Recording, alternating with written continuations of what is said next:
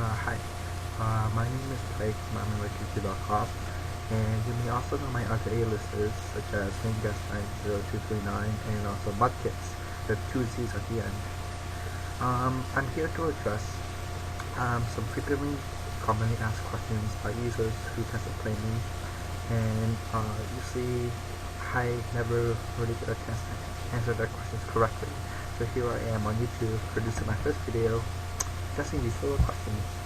By the way, before I post those questions, if you happen to be a YouTube video who's stumbling upon this video, I would encourage you to register and join MNFTQ.com. There's a lot of other fun games outside of Tetris, such as Bingo Pop, such as Balluno, which is like, I guess, a Bomberman type game, Hamster Jet, and Hamster Battle. So register and join. I encourage you. So back to the frequently asked questions. I want to make it straight that first of all, I don't cheat, I don't hack, or I don't use like programs to play Blockles with me. I mean, that's pretty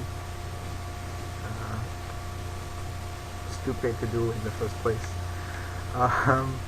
And back to onto question 2.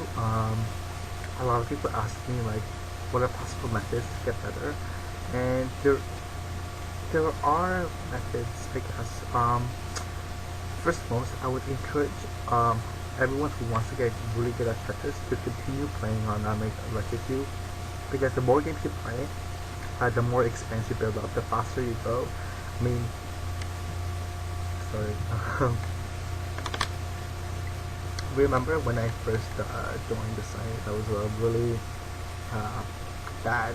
However, with more games, with experience, I started to become better, and now I'm adequately good. I think. I'm joking. I'm like only average at best. Also, another tip I would love to give players is that to play at your own pace. Never play. Never try to match the other person's speed, because sometimes a trend I see is that people who try to match a person's speed can go either faster or slower than the other person. That you would think that would cause them to be advantageous in the game for some random reason, but there's more disadvantages, because by playing at a faster pace than the other person, you become more prone to errors, and by becoming more prone to errors, you have a greater chance of losing. And also, if you play slower than the other person, actually, well, it's for me, I guess, but I'm not sure about other people, but you also tend to make a lot of ridiculous errors you aren't used to doing, and you get really restless at some cases because you're just going at a pace that you're uncomfortable with.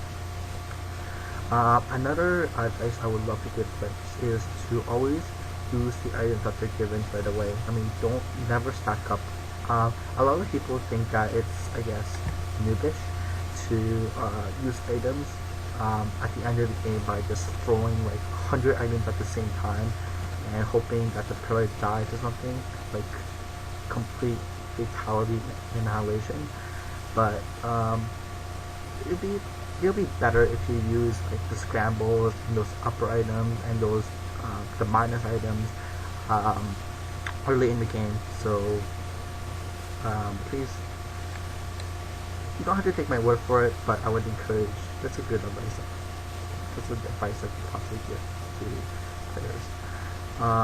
Another advice is that if you have a swap, use it.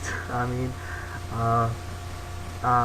there was a forum on MNFTQ which talked about the uses of swap, and the consensus agreed that if you have a swap, you shouldn't hesitate to use it, because as the game progresses, the swap becomes a useless item.